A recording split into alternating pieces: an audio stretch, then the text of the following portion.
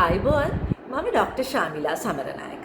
මම හිතුවා අද ඔයාලට කොහොමද හරියට මුහුණ බෙල්ල ස්ක්‍රබ් කරන්නේ කියලා අද කියලා දෙනවා කියලා. ඇත්තටම හරියට අපේ ස්ක්‍රබ් එක කරගත්තොත් මේ නිරෝගී සමක් ලබා ගන්න ඔයාලටත් පුළුවන් වෙයි. ඇත්තටම හොඳ ස්ක්‍රබ් එකක් හරියට කරොත් අපේ සම හැදිලා තියෙන්නේ උඩුස්තරය හැදිලා තියෙන්නේ මැරුණු සෛල වලින්. ඉතින් මේ මැරුණු සෛල ඉවත් වුණාම යට තියෙන නිරෝගී සම එළියට මතුවෙනවා. ඒ වගේම තමයි අපි විතර එළියට යන කෙනෙක් නම් අපේ ස්වභාවික සිදුරු මේ තෙල් කුණු දූවිලි වලින් වැහිලා තියෙන්නේ. ඉතින් මේ කුණු දූවිලි ඉවත් කරලා අපේ සිදුරු ඇරලා ඒවවල තියෙන කුණු ඉවත් කරලා නිරෝගී සමක් ලබා ගන්නත් මේ ස්ක්‍රබ් කිරීමෙන් පුළුවන් වෙනවා.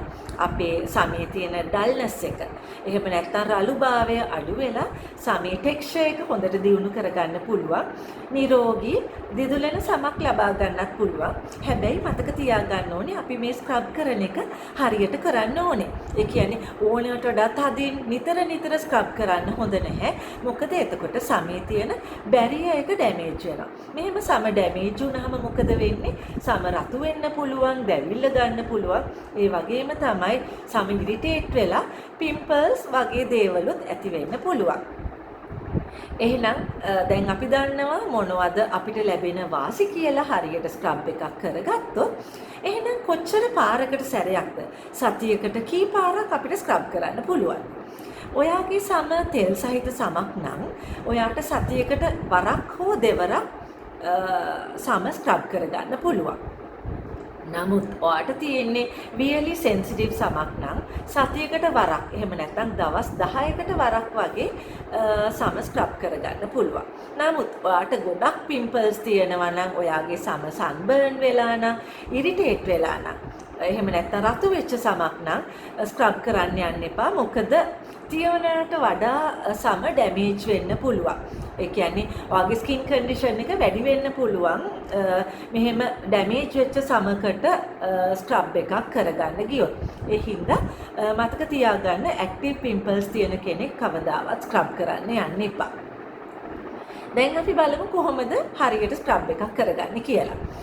ඉතින් අනිවාර්යෙන්ම ඔයාගේ මුහුණ තෙත් වෙන්න ඕනේ. මොකද මුහුණ වේලිලා වියලි විදිහට තියෙනකොට ස්ක්‍රබ් කරන්න ගියොත් අපේ සම ඩැමේජ් වෙන්න පුළුවන්. එහෙනම් ටැප් වතුරෙන් මුහුණ සෝදලා ඊට පස්සේ මේ ස්ක්‍රබ් එක හිමීට ආලේප කරන්න ඕනේ. මතක තියාගන්න වෙළඳ පොලේ ගොඩාක් ස්ක්‍රබ් වර්ග තියෙනවා. එහෙනම් අපි කොහොමද ස්ක්‍රබ් එකක් තෝරගන්නේ? කුඩා පාටිකල්ස් තියෙන, කුඩා කෑලි තියෙන ස්ක්‍රබ් එකක් තමයි පාවිච්චි කරන්න ඕනේ. මොකද ඕනෑමට වඩා මේ කැබලි විශාල වුණොත්, ෂාප් වුණොත් අපේ සම ඩැමේජ් වෙන්න පුළුවන්. ඒ හින්දා කුඩා කැබලි තියෙන ස්ක්‍රබ් එකක් අනිවාර්යෙන්ම පාවිච්චි කරන්න ඕනේ. ඉතින් මෙහෙම තෙත් කරපු සමේ ස්ක්‍රබ් එක ආලේප කරලා මෙහෙම යටින් ඉඳන් උඩට රවුමට තමයි මසාජ් කරගෙන උඩ අතට මෙහෙම රවුමට ස්ක්‍රබ් එක කරගන්න විනාඩි 20ක් තප්පර 20ක් තප්පර 30ක් අතර ප්‍රමාණයක් තමයි ස්ක්‍රබ් කරගන්නේ. තප්පර 30ක් 20ක් හෝ 30ක්. ඊට පස්සේ මෙහෙම රවුමට ස්ක්‍රබ් කරාට පස්සේ ලාරස්නේ වතුරෙන් මුහුණ සෝදලා ටෝනර් එකක් පාවිච්චි කරලා අපේ ඇරුණු සිදුරු වහන්න පුළුවන්. එහෙම නැත්නම් තුවාලයකින් මෙහෙම පැඩ් ඩ්‍රයි කරන්න පුළුවන්. ඊට පස්සේ අනිවාර්යෙන්ම මොයිස්චරයිසර් ක්‍රීම් එකක් පාවිච්චි කරන්නම ඕනේ. මොකද ස්ක්‍රබ් කරාට පස්සේ අපේ සම සෙන්සිටිව් වෙනවා.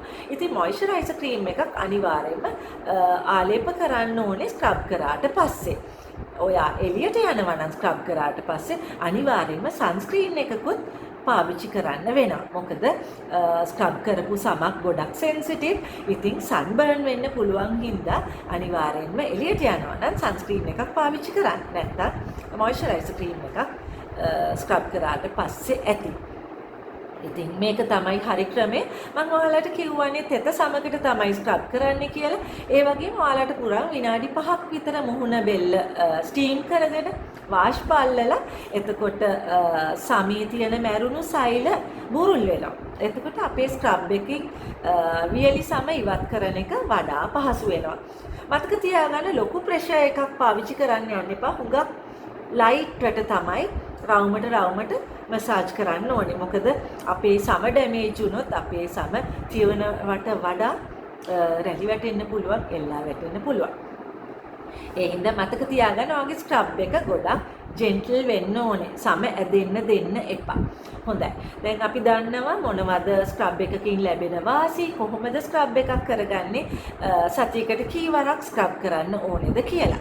දැන් මම කතා කරන්නම් ඊට කලින් දැන් මං කිව්වනේ වෙළඳ පොලෙන් ස්ක්‍රබ්ස් ගන්න පුළුවන් කියලා. ඉතින් ගෙදරදී කොහොමද අපි ස්ක්‍රබ් එකක් හදාගන්නේ? ගෙදර තියෙන දේවල් වලින්වත් අපිට ස්ක්‍රබ් එකක් හදාගන්න පුළුවන්. සුදු හඳුන් කුඩු, කෝපි කුඩු වගේ දෙයක්. එහෙම නැත්නම් වෙනි වැල් ගැට කුඩු කිරි එක්ක මිශ්‍ර කරන්න පුළුවන්, මී පැණි එක්ක මිශ්‍ර කරන්න පුළුවන්, යෝගට් ටිකක් එක්ක මිශ්‍ර කරන්න පුළුවන්. මෙහෙම හදාගන්න ආලේපයත් මූණේ ආලේප කරලා රවුමට අපිට ස්ක්‍රබ් එක කරගන්න පුළුවන්.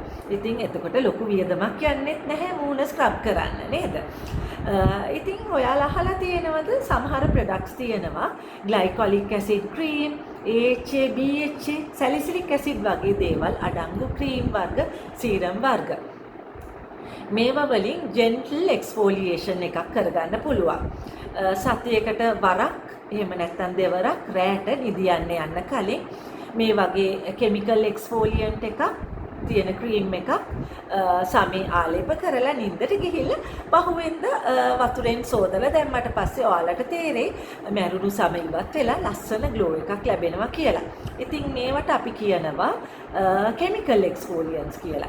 ඉතින් ස්ක්‍රබ් එකක් කියන්නේ physical exfoliation, chemical exfoliant එකක් salicylic acid, glycolic acid, AHA, BHA වගේ දේවල් අඩංගු ක්‍රීම් එකක් රැට පාවිච්චි කරනවා නම් සතියකට වරක් හෝ දෙවරක් උදේට මුහුණ හේතුවට පස්සේ ඔයාලට තේරෙයි අනිවාර්යෙන්ම ලස්සන ග්ලෝ එකක් ලැබෙනවා කියලා. ඉතින් ඒකට අපි කියනවා chemical exfoliant එකක් කියලා. ඉතින් මම ඔයාලට අද ස්ක්‍රබින් ගැන කතා කරා. මම හිතනවා ඔයාලා මගේ වීඩියෝ එකට කැමති ඇති කියලා. එහෙනම් මගේ YouTube channel එක Serene Radiance and Mindfulness කියලා YouTube channel එක subscribe කරලා notification button එක press කරන්න. එතකොට මේ වගේ videos වලින් තවදුරටත් ඔයාලට මාව හම්බ වෙන්න පුළුවන් වෙයි. එහෙනම් ගිහිල්ලා එන්න. ආයිබෝවන්.